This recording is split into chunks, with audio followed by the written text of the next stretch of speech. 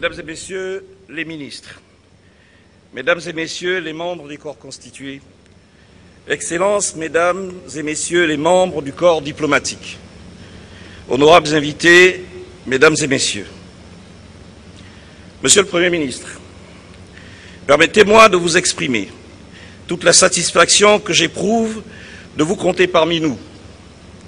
Votre présence rehausse, à n'en point douter, l'éclat de cette cérémonie consacrée à la fonction publique et au service public. Et à tous, je voudrais, au nom de tous les agents du ministère dont j'ai la charge, et en mon nom personnel, vous exprimer toute notre gratitude.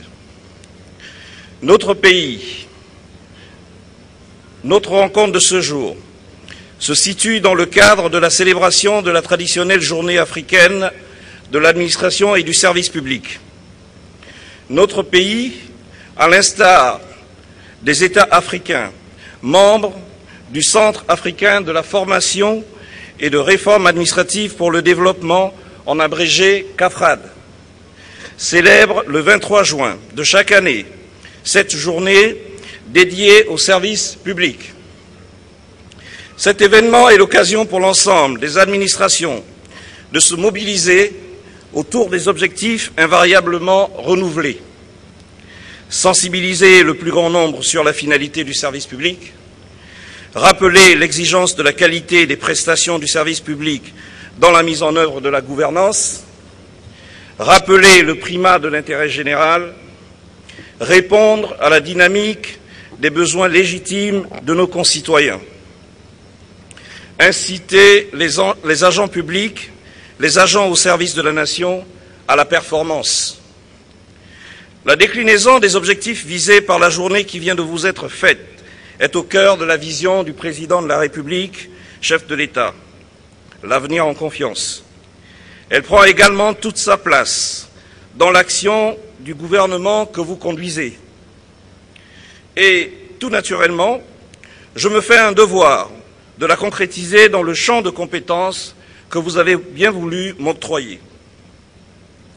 Monsieur le Premier ministre, au moment où nous célébrons la journée africaine de l'administration et du service public, il nous faut prêter une écoute toute particulière aux attentes récurrentes exprimées par nos concitoyens qui ne cessent de nous interpeller sur la nécessaire réforme administrative. Que nous demandent-ils sans cesse? Que nos administrations publiques sortent de leur autisme pour développer une offre de services de qualité au profit de nos entreprises qui ne demandent que peu de choses, somme toute.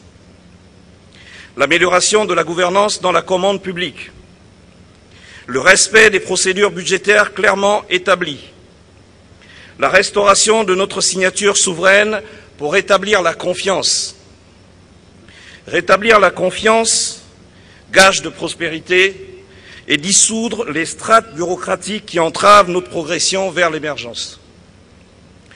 Ces strates bureaucratiques qui épuisent nos concitoyens dans le labyrinthe administratif et le capharnaüm des formalités et procédures kafkaïennes, 1000 fois modifiées et toujours équivoques. Ce millefeuille administratif qui finit par jeter le discrédit sur autant d'initiatives pourtant vertueuses, portées par des agents vertueux.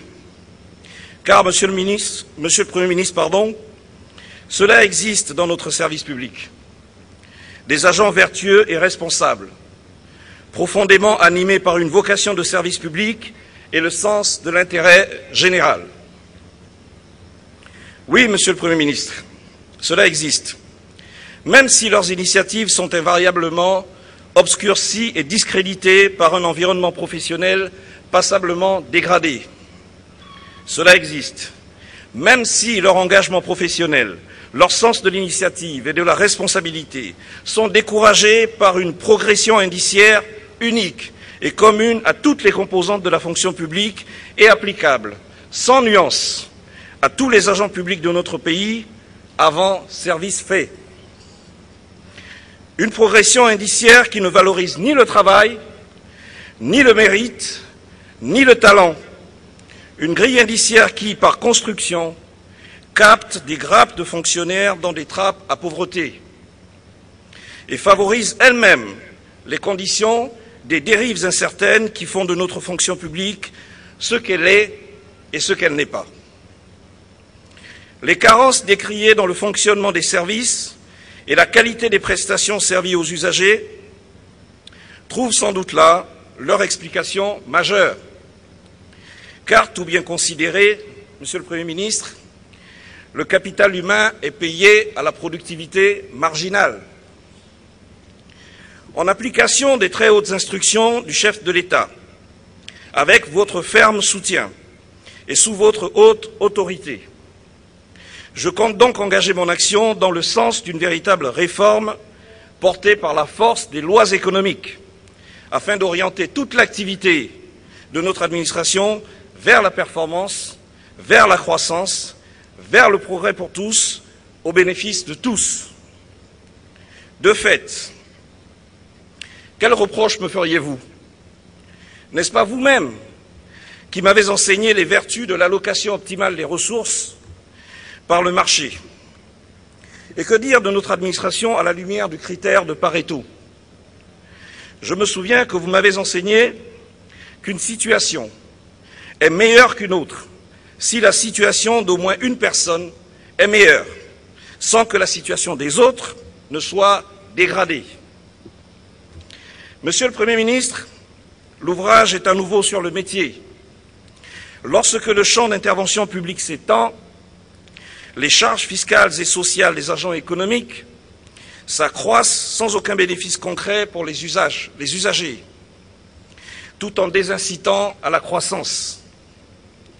Et pour paraphraser l'économiste libéral Frédéric Bastiat, faisons en sorte que l'État ne soit pas, je cite, une fiction à travers laquelle tout le monde s'efforce de vivre aux dépens de tout le monde. Monsieur le Premier ministre, par votre courageuse action à la tête du gouvernement, vous avez tracé la voie. La quête de la performance dans notre administration se poursuivra sur deux axes majeurs. Développer une offre de services de qualité au profit des usagers devenus progressivement clients du service public.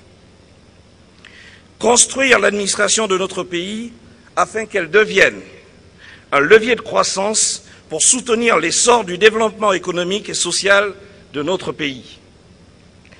Vos orientations nous ont permis d'identifier deux axes de travail.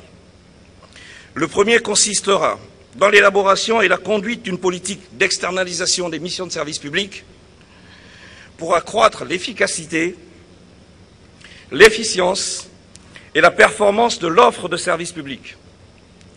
Cette option nous permettra, nous en sommes convaincus, de régler de façon appropriée et durable les questions épineuses de la revalorisation des rémunérations, de l'environnement professionnel dégradé, des pensions retraite des agents publics et contenir les dérives immorales.